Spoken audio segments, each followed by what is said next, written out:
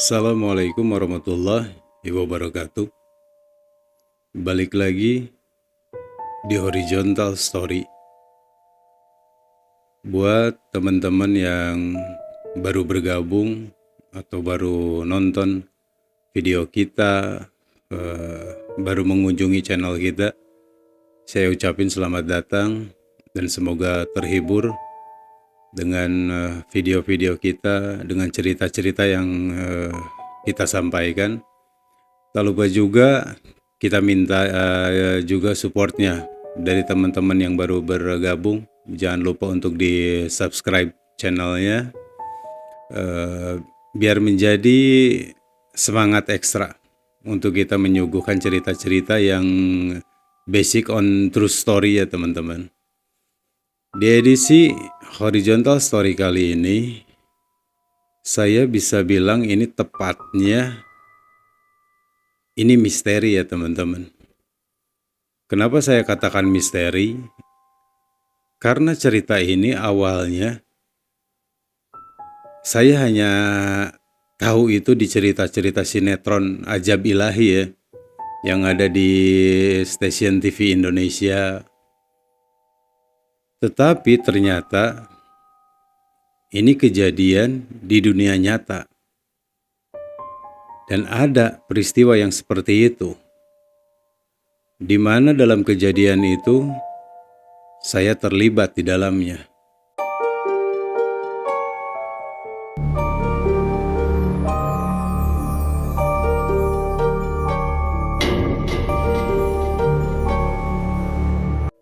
Tahun 2010, saya kedatangan ibu muda, punya anak satu, di mana anaknya itu saat itu usia kelas 3 SD. Beliau datang ke saya bukan untuk meminta didoakan atau meminta diruat atau dia bermasalah dengan sesuatu yang gaib gitu ya, atau bermasalah dengan sesuatu yang mistis, enggak.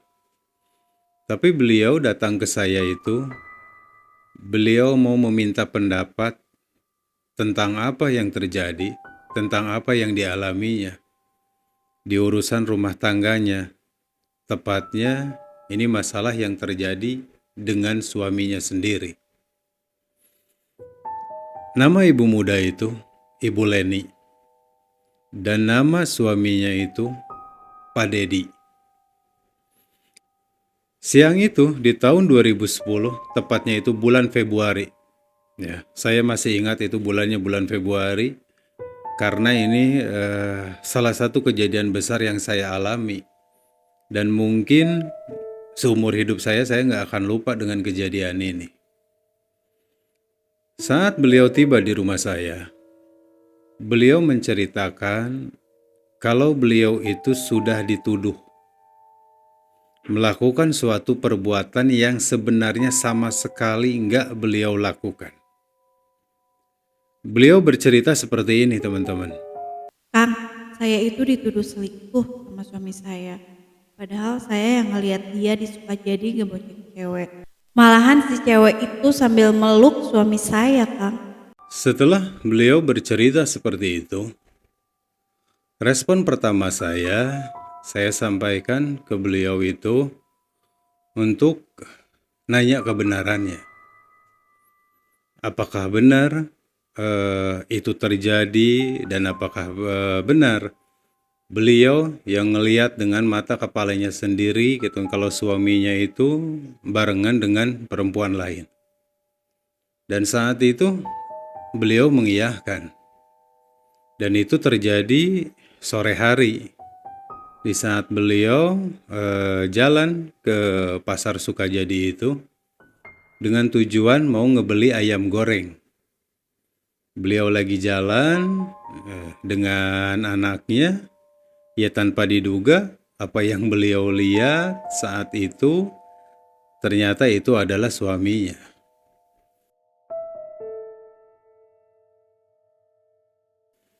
Setelah itu saya sampaikan ke Bu Leni ini untuk ngadepin apa yang sekarang diminta sama suaminya atau sama keluarganya. Jadi saat itu teman-teman, Bu Leni ini ditantang sama suaminya itu untuk melakukan sumpah Al-Quran dengan apa yang sebenarnya enggak beliau lakukan atau enggak beliau alami atau enggak beliau perbuat. Karena saat itu kejadian yang sebenarnya seperti tadi Bu Leni cerita itu, dia itu ngegap suaminya itu lagi ngebonceng perempuan dengan keadaan perempuannya itu meluk suaminya.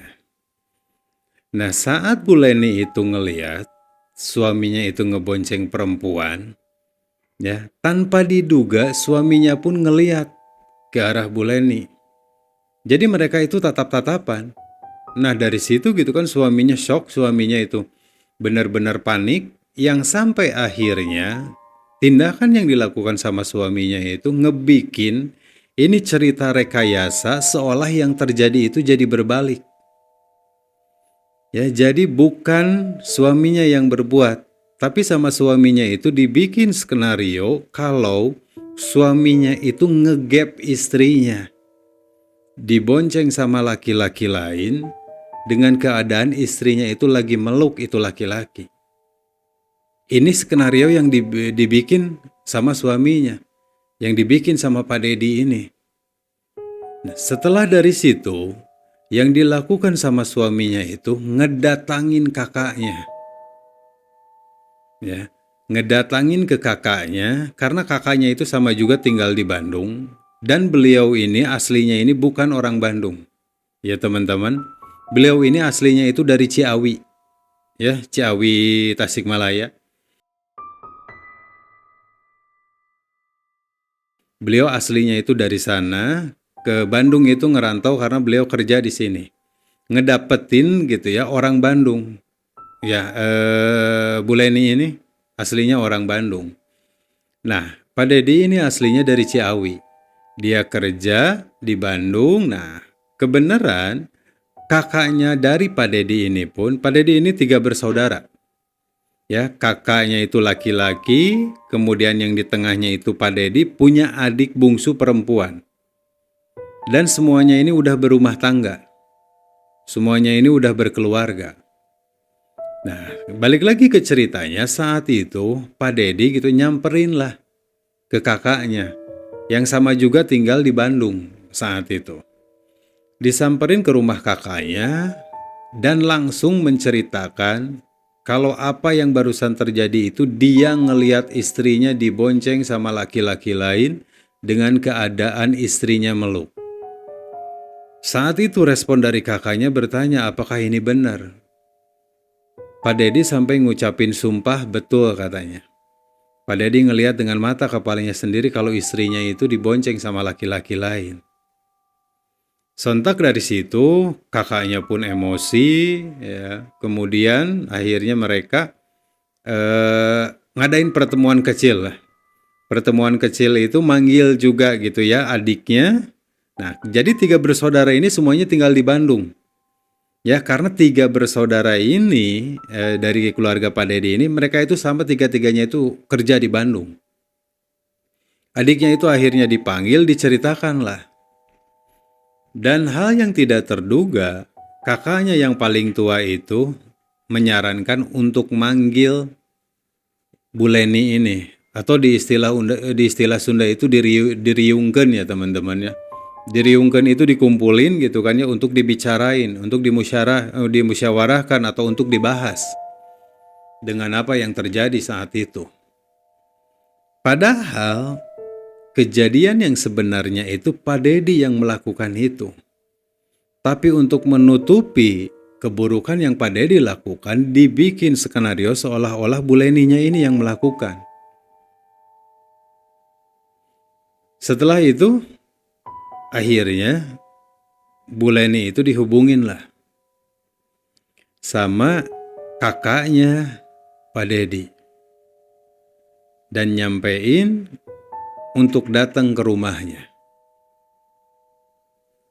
Nah dari situ Bu Leni pun bingung, ada apa ini? Dan sama sekali Bu Leni itu saat itu nggak menduga kalau misalkan dipanggil itu akan ditanyain gitu kan soal hal yang udah disampaikan sama Pak Dedi. Sama sekali Bu Leni nggak menduga itu. Dan saat itu ya, waktu itu posisinya itu malam-malam Bu Leni ditelepon itu. Malam-malam ditelepon dan disampaikan kalau besok itu disuruh datang ke rumah kakaknya.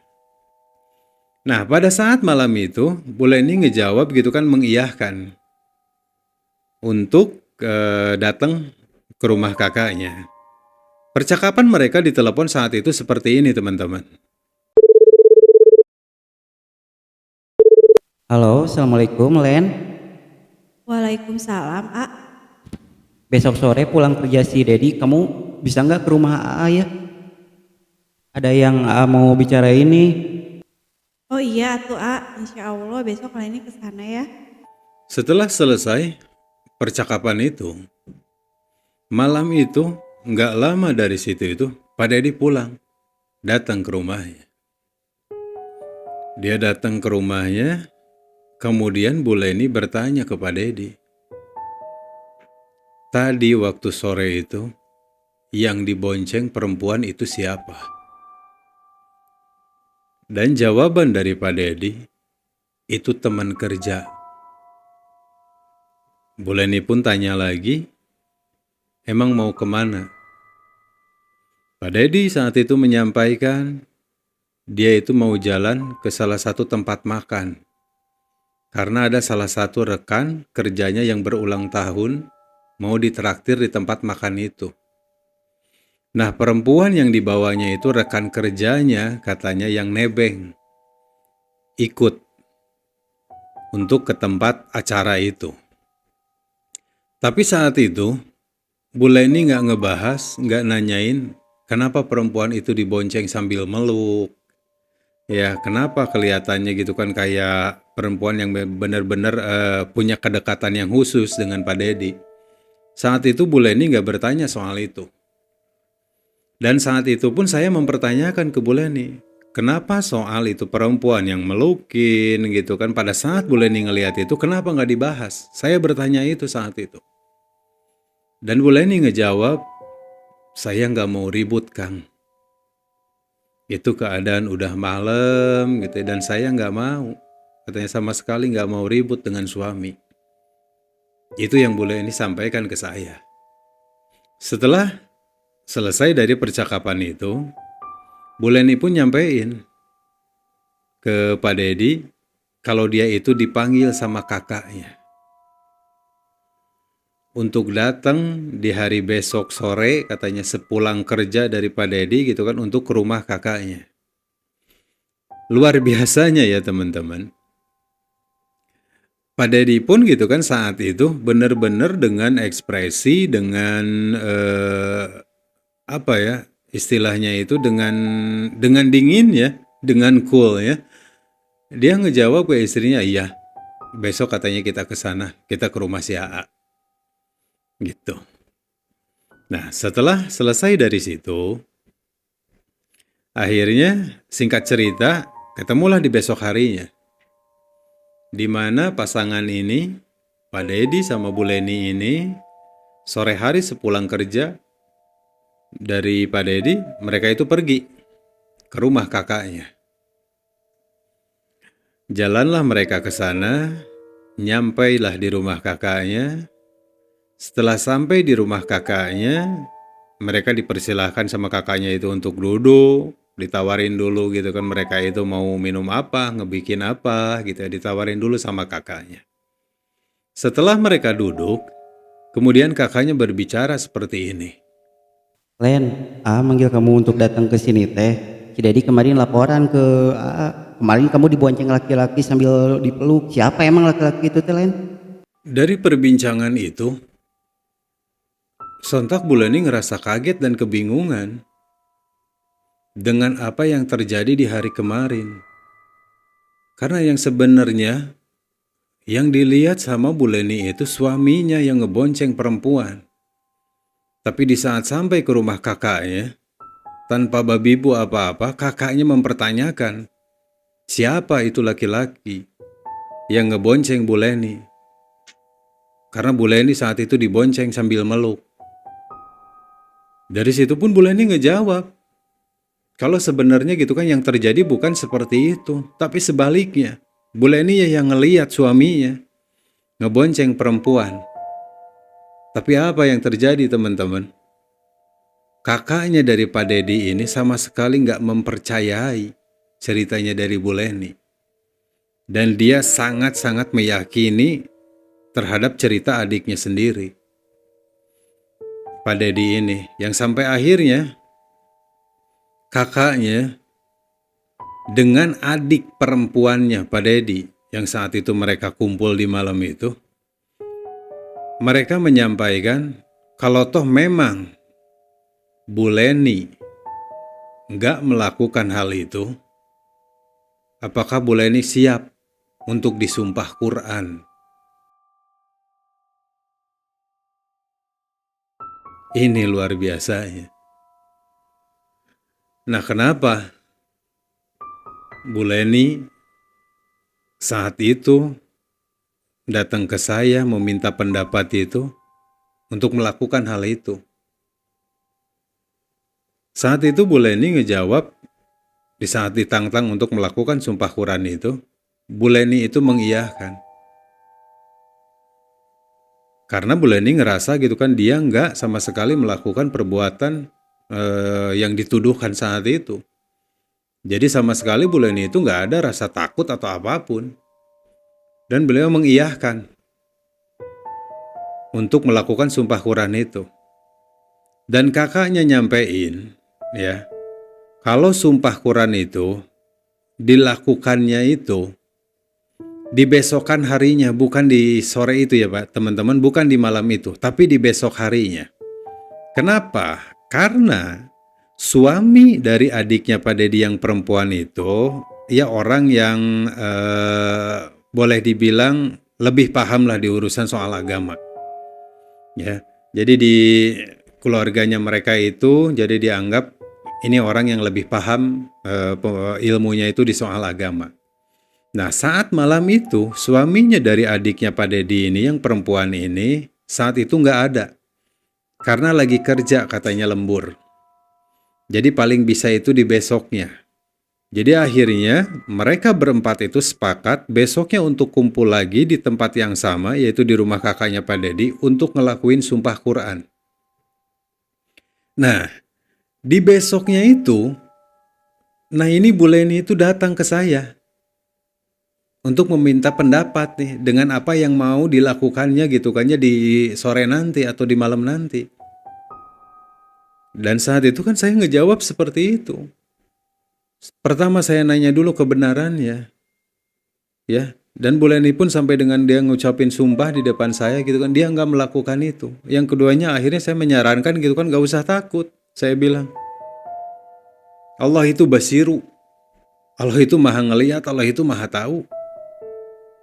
Udah saya bilang gitu kan, hadapin aja. Nah setelah obrolan dengan saya itu, nggak lama, Bu Leni itu pamit pulang. Beliau pulang ya mungkin mempersiapkan diri dengan apa yang mau dihadapinya malam nanti. Singkat cerita, ketemulah mereka berempat itu di rumah kakaknya di malam kejadian itu. Sesampainya di sana, dan suami dari adiknya Pak Dedi yang perempuannya itu udah ada. Dan beliau menjelaskan dulu kalau sumpah Quran ini tujuannya ini untuk memastikan siapa yang benar dan siapa yang salah. Suami dari adik perempuannya itu menyampaikan seperti itu. Dan beliau pun menyampaikan di malam itu seperti ini teman-teman. Punten ya. Ini sumpah Quran itu tujuannya kan ini untuk nanti kita ngeliat nih siapa yang benernya atau siapa yang salahnya atau seperti apa kejadian yang sebenarnya. Nah, dan saya juga nggak tahu ya teh ya, walhu alam, nanti Allah nunjukinnya itu dengan cara apa. Setelah mendengar penjelasan dari suami adiknya Pak Dedi itu, Bu Leni sama sekali nggak gentar. Dia nggak ada ketakutan sedikit pun. Tapi ada hal yang dia minta malam itu. Bu Leni menyampaikan ke suami dari adiknya Pak Dedi ini, kalau disumpah Quran itu pengennya itu dilakukan berdua. Berdua dalam artian begini teman-teman. Jadi Bu Leni itu pengen disumpah Quran itu, Bu Leni disumpah Quran termasuk juga suaminya Pak Dedi pun harus mau gitu kan ya menjalani sumpah Quran itu. Dari situ ekspresinya Pak Dedi kaget. Karena itu di luar dugaan dia. Karena dia saat itu gitu kan pengen istrinya saja yang melakukan itu. Tapi saat itu Bu Leni gitu kan ya dengan kekehnya mau melakukan itu, tapi dengan satu catatan, Pak Dedi pun ikut melakukan sumpah Quran itu. Dan saat itu Bu Leni sampaikan di depan keluarganya, ya di depan kakak sama adiknya itu, kalau toh memang Pak Dedi pun tidak melakukan suatu kesalahan atau tidak berbuat sesuatu gitu kan ya yang benar-benar ini salah, kenapa harus takut? Bu Leni bilang. Sebagai laki-laki, sebagai suami, di depan kakaknya, di depan adiknya, mungkin. Dugaan saya teman-teman saat itu pun, malam itu pun Pak Dedi ngerasa tertantang. Dengan apa yang disampaikan sama Bu Leni, oh mungkin iya benar. Kalau toh memang saya nggak melakukan, kenapa saya harus takut disumpah Quran? Dan pada akhirnya, pasangan suami istri ini, Bu Leni sama Pak Dedi, melakukan sumpah Quran di malam itu. Dengan tujuan, ya untuk Allah perlihatkan siapa ini yang sebenarnya salah. Ya, siapa yang sebenarnya ini berbuat. Tujuannya sesederhana itu teman-teman, awalnya itu. Dan tanpa Pak Dedi duga, ataupun tanpa Bu Leni dan keluarganya, Pak Dedi kakak adiknya duga, Allah nunjukinnya itu dengan sesuatu yang luar biasa. Yang sama sekali mereka nggak sangka, sama sekali mereka nggak duga apa yang bakal terjadi. Setelah kejadian sumpah Quran malam itu, di besok harinya, Bu Leni ada telepon ke saya. Dan dia menyampaikan seperti ini teman-teman. Assalamualaikum Kang. Waalaikumsalam teh. Mau cerita nih Kang. Semalam saya udah disumpah Quran. Dan semalam akhirnya saya minta suami juga disumpah Quran bareng sama saya. Biar semuanya clear Kang. Dan respon saya saat itu, menerima telepon dari Bu Leni, saya yang menyampaikan, saya bilang saya mendoakan. Ya semoga ini salah satu jalan terbaik dan bisa ngebikin juga orang-orang yang menuduhkan sesuatu hal yang sebenarnya gak dilakukan sama Bu Leni bisa ngebikin mereka untuk tenang. Saya bilang dengan tuduhan-tuduhan itu. Dan saya juga mendoakan semoga jangan sampai ada sesuatu yang buruk yang harus terjadi, saya bilang. Dan di situ pun Bu Leni mengaminkan di pembicaraan itu. Ya dengan apa yang saya sampaikan saat itu. Setelah dari situ teman-teman, berjalannya waktu, nah Bu Leni sama Pak Dedi ini nggak ada ngebahas di rumahnya itu setelah kejadian malam itu ya di sumpah Quran itu, mereka itu nggak ada ngebahas. Kalau sebenarnya ini kan begini ya, istilahnya memperdebatkan hal itu, sama sekali nggak ada. Karena tetap pemikirannya dari Bu Leni yang saat itu disampaikan ke saya itu, dia nggak mau untuk ribut. Sesederhana itu.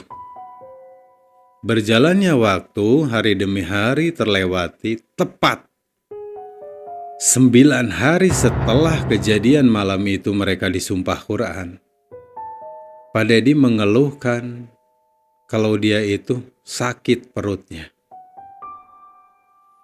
Menyampaikan kalau di tempat kerjanya itu dia buang air sampai gitu kan beberapa kali bolak-balik ke kamar mandi. Setelah menyampaikan itu, responnya dari Bu Leni itu minum obat.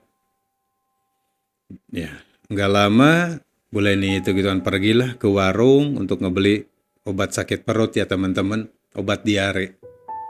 Dikasihlah ke Pak Dedi minum obat itu gitu. Sedikit saya cerita.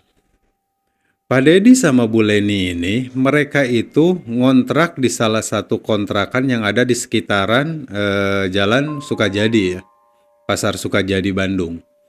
Mereka itu. Kontrakannya itu kontrakan petak-petak ya teman-teman, 2 lantai. 2 lantai itu kurang lebih, kalau saya nggak salah ingat itu kurang lebih itu ada 10 kamar lah. 2 lantai itu ya, di bawahnya itu ada 5 petakan kamar-kamar gitu kan ya, dengan ada kamar mandi di dalamnya itu. Nah, satu lagi gitu kan ya, di lantai keduanya itu sama 5 petakan juga. Jadi ini 2 lantai. Ya, nah Bu Leni sama Pak Dedi ini nempatin itu di lantai 2. Ya, di rumah kontrakan petakan itu. Balik lagi ke ceritanya, setelah dikasih obat, diminumlah itu obat gitu kan ya, dan malamnya itu tetap Pak Dedi itu bolak-balik ke kamar mandi untuk buang air. Dari situ akhirnya berpikiran Bu Leni itu gitu kan untuk ngebawa Pak Dedi ini ke puskesmas. Nah, kebesokan harinya Pak Dedi nggak masuk kerja.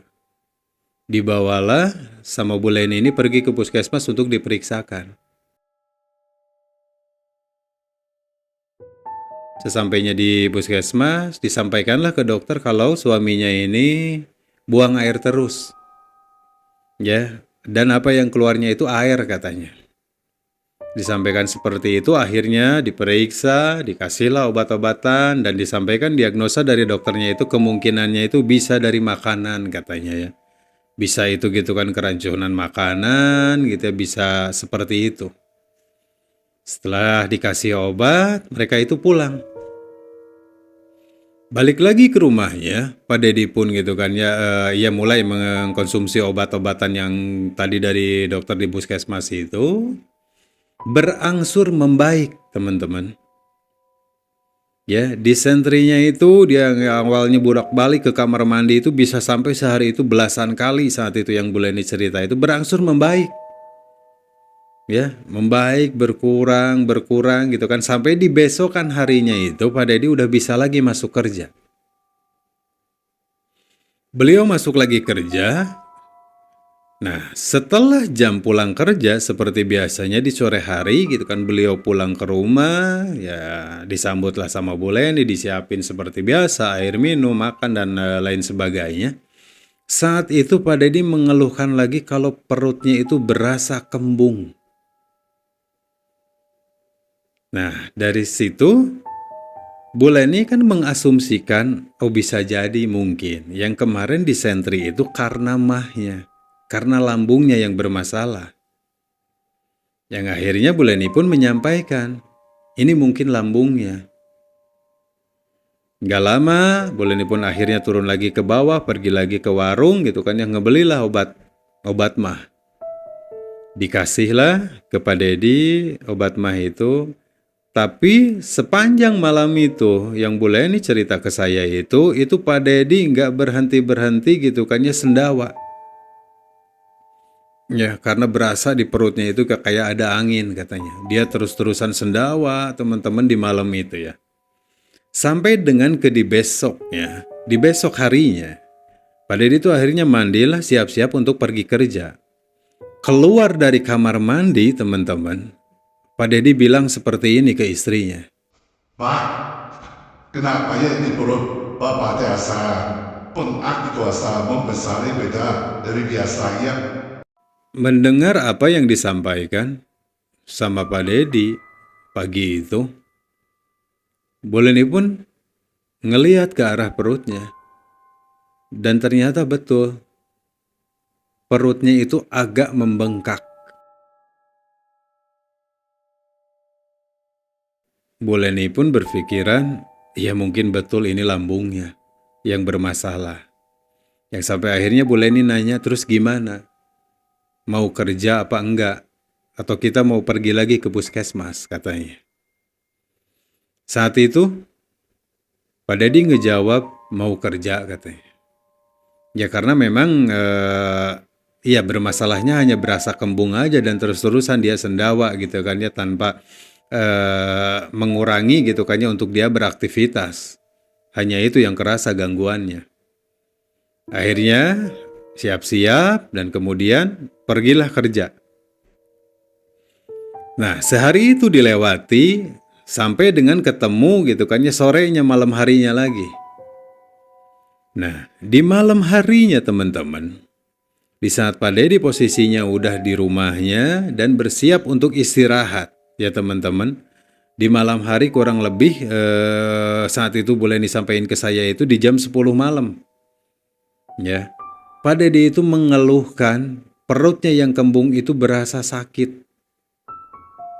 Ya, di perutnya itu sakit melilit katanya. Ya, tindakan yang dilakukan sama Bu Leni malam itu, dia ngebikinin air anget, dia kasih lagi obat lambungnya gitu ya, dia ya seperti itulah. Kemudian malam itu juga Bu Leni nyampein ke Pak Dedi, kalau besok gitu kan baiknya jangan kerja dulu. Kita ke puskesmas aja lagi diperiksain. Kenapa lagi ini perut, dan kita sampein lagi ke dokternya. Kalau disenterinya itu udah sembuh, tapi sekarang gitu kan yang kerasanya itu kembung perutnya. Malam itu pun Pak Dedi mengiyahkan. Dia nggak akan kerja di besok harinya dan mau gitu kan berangkat lagi ke puskesmas.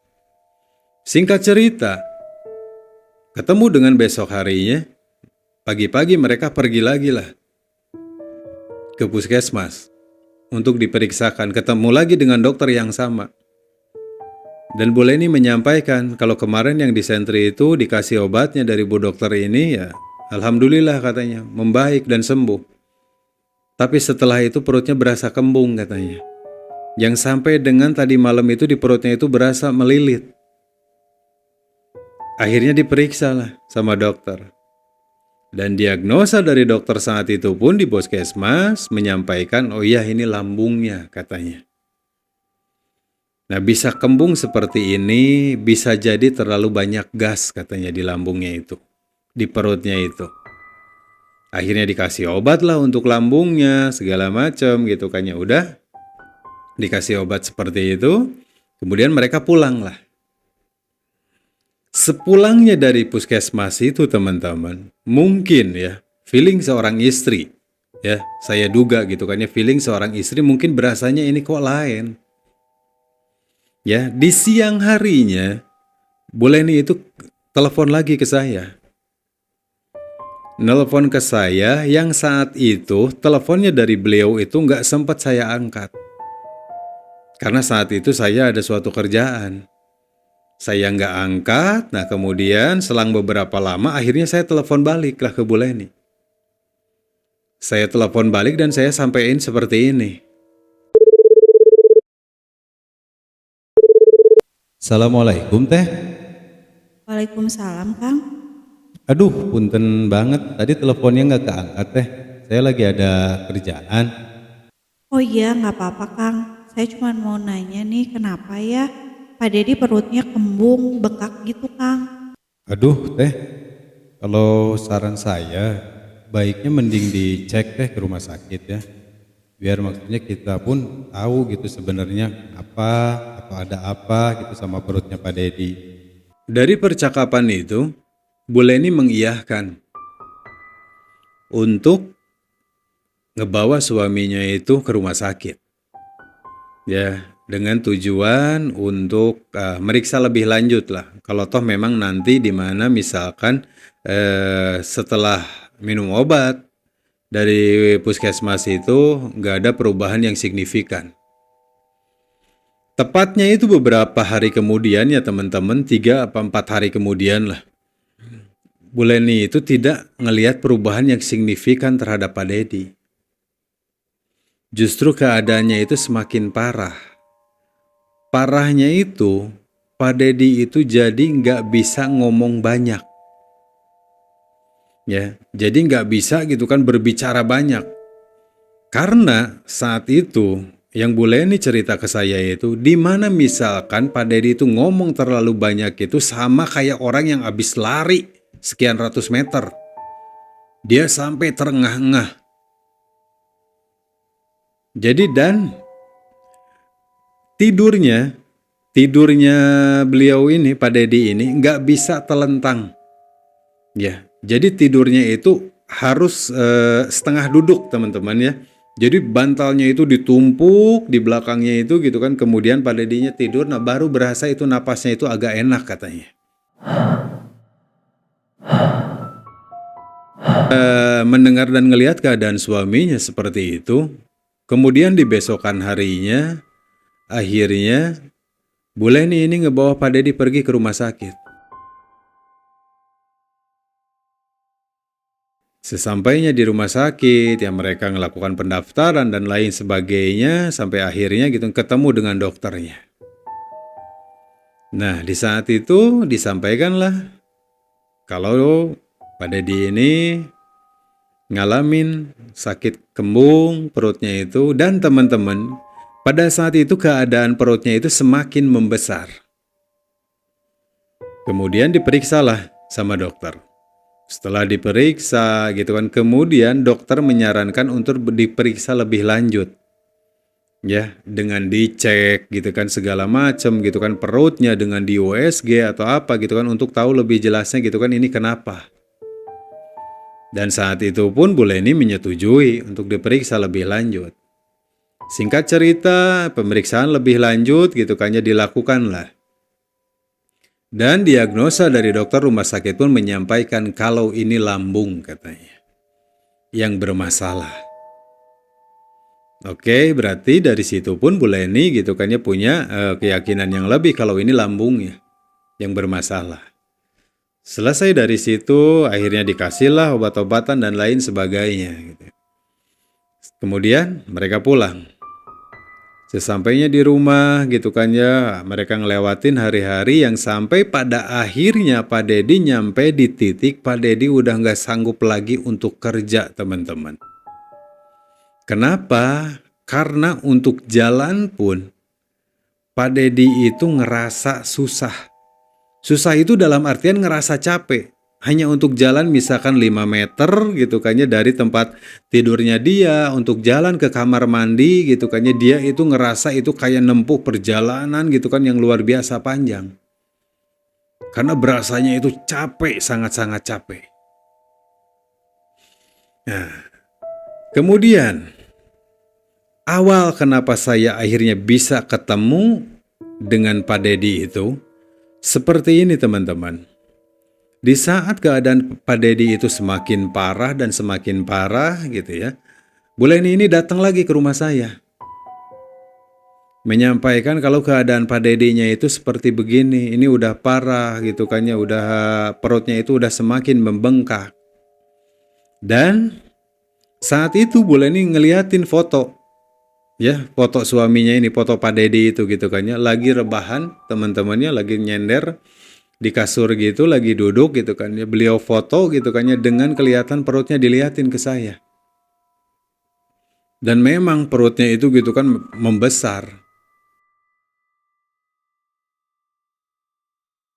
Kemudian Bu Leni pun nyampein ke saya kalau kakinya itu sekarang itu udah juga membengkak di kakinya itu. Disampaikan juga ke saya, Pak Dedi udah nggak bisa ngomong banyak, katanya sekarang gitu kan udah nggak sanggup lagi untuk pergi kerja. Nah, yang saya sampaikan saat itu ke Bu Leni, untuk ngebawa Pak Dedi balik lagi ke rumah sakit dan sebaiknya saya saranin untuk dirawat di rumah sakit. Bu Leni pun ngikutin saran saya untuk ngebawa suaminya itu, Pak Dedi, balik lagi ke rumah sakit untuk diperiksa dan untuk dirawat di rumah sakit. Karena yang terjadi, Pak Dede ini semakin parah kondisinya. Ya, nggak ada sesuatu hal yang terlihat Pak Dede ini membaik, teman-teman. Dirawatlah akhirnya Pak Dede itu di rumah sakit. Kurang lebih itu dirawat itu selama 12 hari. Nah dari situ, sepanjang dirawat di rumah sakit pun, ya dengan tindakan medis yang dilakukan itu nggak ada perubahan yang signifikan yang terjadi dengan Pak Dedi. Yang sampai akhirnya keluarganya ya, kakaknya, adiknya Pak Dedi gitu ya, termasuk juga dengan istrinya sepakat untuk ngebawa lagi Pak Dedi pulang ke rumahnya. Ya karena pada saat itu ya, tahun 2010 itu, ya dengan biaya yang harus mereka keluarin selama perawatan di rumah sakit pun, ya itu bisa dibilang juga, ya mungkin mereka berat juga dengan hal itu ya teman-teman. Setelah 12 hari itu akhirnya dibawa lagi lah pulang. Dan tindakan yang kemudian diambil sama Bu Leni ini sebagai istrinya, beliau ngehubungin lagi saya. Kalau beliau itu nyampein ke saya, ini udah dirawat selama 12 hari, keadaannya itu nggak berubah gitu kan, nggak ada sesuatu yang signifikan gitu kan, Pak Dedi tetap seperti ini katanya. Kemudian meminta bantuan saya saat itu untuk diobatin. Dan saat itu pun saya dengan tegas ngejawab ke Bu Leni itu, kalau saya disuruh ngobatin, saya nggak bisa. Kenapa nggak bisa? Yang pertama saya bilang saya bukan dokter. Yang keduanya saya bukan ahli penyakit dalam. Saya tolak saat itu apa yang diminta sama Bu Leni untuk ngobatin suaminya. Tapi saya bilang, kalau saya minta untuk mendoakan, insya Allah saya jawab. Saya akan doakan. Nah dari situ Bu Leni pun gitu kan ya mengiyahkan. Iya katanya Kang minta aja didoakan. Nah sudah itu saya sama Kang Dev pergilah ke rumah kontrakannya mereka. Saya masih ingat saya datang ke sana itu saya setelah maghrib ya. Pergi dari rumah itu datanglah ke sana. Posisinya Pak Dedi itu lagi di kamarnya. Saya samperinlah ke kamarnya. Yang pertama yang saya tanyain ke Pak Dedi itu bukan nanyain gimana kabarnya, gimana gitu kan ya ini sakitnya gitu kan, oh udah makan apa gitu kan ya atau karena apa. Saya nggak bertanya hal-hal seperti itu teman-teman. Tapi saat itu saya langsung ya to the point. Nanya ke Pak Dedi seperti ini. Pak, punten ini Pak ya, saya mau nanya. Ini sebenarnya itu ada apa? Atau ini Bapak itu udah ngebikin apa nih? Sampai harus begini tuh. Yang luar biasanya teman-teman, dengan apa yang tadi saya sampaikan itu, Pak Dedi menyampaikan ke saya itu, kalau dia itu nggak berbuat apa-apa. Dia itu nggak ngelakuin apa-apa. Dia itu nggak punya salah apa-apa.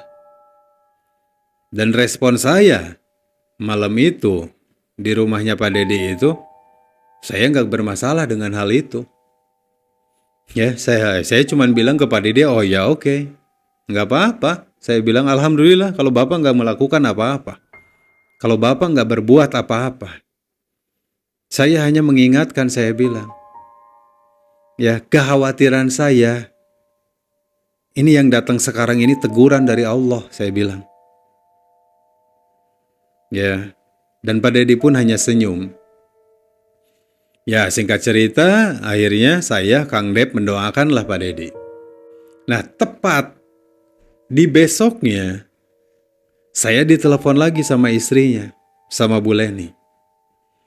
Ditelepon dan menyampaikan kalau Pak Dedi itu pengen ke rumah saya. Ini keadaan Pak Dedi itu ya teman-teman, untuk jalan aja sekarang ini mesti dibopong sama istrinya.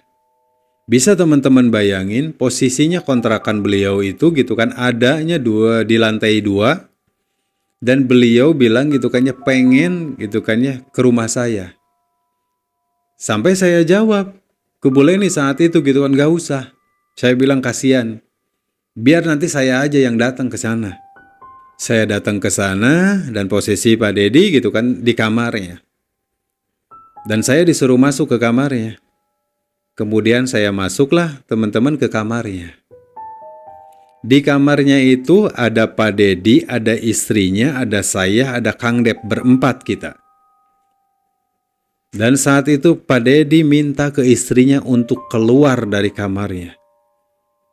Untuk ninggalin kamar itu ya. Jadi dia cuman pengen di kamar itu ada saya, ada Kang Lep sama dia.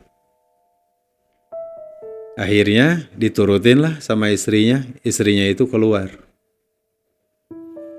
Kemudian Pak Dedi nyampein ke saya, teman-teman. Apa yang dia sampaikan itu ya ngebuat saya ya mungkin beliau udah dapat pencerahan ya, wallahu alam, atau mungkin beliau ini udah dapat hidayah gitu ya, atau apapun itu gitu. Beliau menyampaikan seperti ini teman-teman. Ya, saya udah pasrah. Ya mungkin ini yang teguran dari Allah yang buat saya. Untuk semua yang pernah saya perbuat, semua kesalahan yang pernah saya lakukan, saya pikir, ya ini udah waktunya saya untuk minta maafkan ke istri saya. Dan saya pengen akan, ya jadi saksinya kan. Saya minta maaf ke istri. Mendengar omongan Pak Dedi seperti itu, kemudian saya sampaikan, kalau toh memang seperti itu, saat ini mau gak mau saya harus panggil istrinya lagi masuk ke kamarnya, saya bilang. Karena memang harus Pak Dedinya sendiri yang menyampaikan. Ya, kemudian saat itu Pak Dedi mengiyakan, gak lama Kang Lep panggil lah Bu Leni ini untuk masuk lagi ke dalam kamarnya. Di saat masuk ke dalam kamarnya itu, saya suruh Bu Leni itu duduk di samping kanannya ya. Akhirnya disampaikanlah sama Pak Dedi, kalau Pak Dedi itu mau minta maaf katanya. Atas semua hilafnya, atas semua salahnya. Dan beliau menceritakan kalau perempuan yang tempo hari dibonceng itu, ya itu selingkuhannya beliau. Ya, dengan perempuan itu yang saat itu disampaikan ke Bu Leni itu kurang lebih gitu kan ya udah hampir setahun katanya dekat. Nah, luar biasanya ya teman-teman, suami bercerita seperti itu.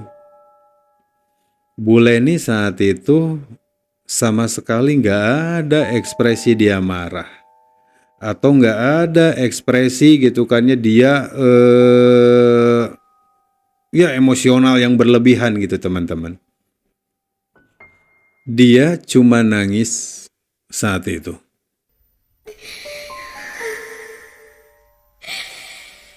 Dan kemudian Pak Dedi meminta maaf atas semua hilafnya, atas semua kesalahannya yang pernah dia perbuat. Mendengar seperti itu teman-teman, Bu Leni pun menyampaikan,